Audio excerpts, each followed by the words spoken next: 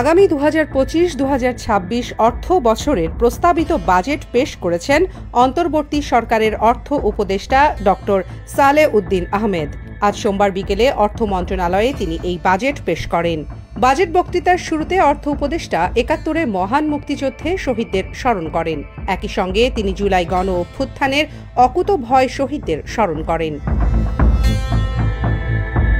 এবারের বাজেটে যে সকল পণ্যের দাম বাড়ানোর প্রস্তাব করা হয়েছে তার মধ্যে রয়েছে সিগারেট, অনলাইন কেনাকাটা, রড, প্রসাধনী সামগ্রী, সাবান, শ্যাম্পু, শিশুদের খেলনা, দেশে তৈরি মোবাইল ফোন, গৃহস্থালী প্লাস্টিক সামগ্রী, এলপিজি, দেশে তৈরি এলপিজি সিলিন্ডার, ফ্ল্যাট, বল পয়েন্ট কলম, হেলিকপ্টার সার্ভিস, দেশে তৈরি ওয়াশিং মেশিন সহ নানা ধরনের ইলেকট্রনিক্স সামগ্রী ইত্যাদি।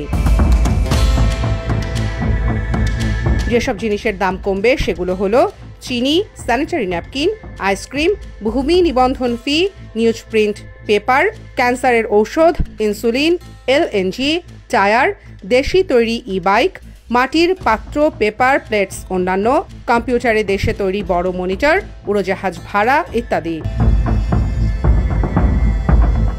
জুলাই অভ্যুত্থানে বদলে যাওয়া বাংলাদেশে ভিন্ন বাস্তবতায় এবার সংসদের বাইরে বাজেট উপস্থাপন করা হয়েছে ভিন্ন আঙ্গিকে।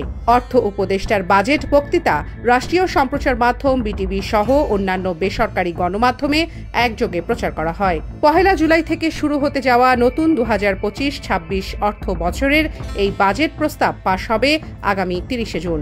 সর্বশেষ ২০০৮ সালে সেনা নিয়ন্ত্রিত তত্ত্বাবধায়ক সরকারের আমলে সংসদের বাইরে বাজেট দেয়া হয়েছিল।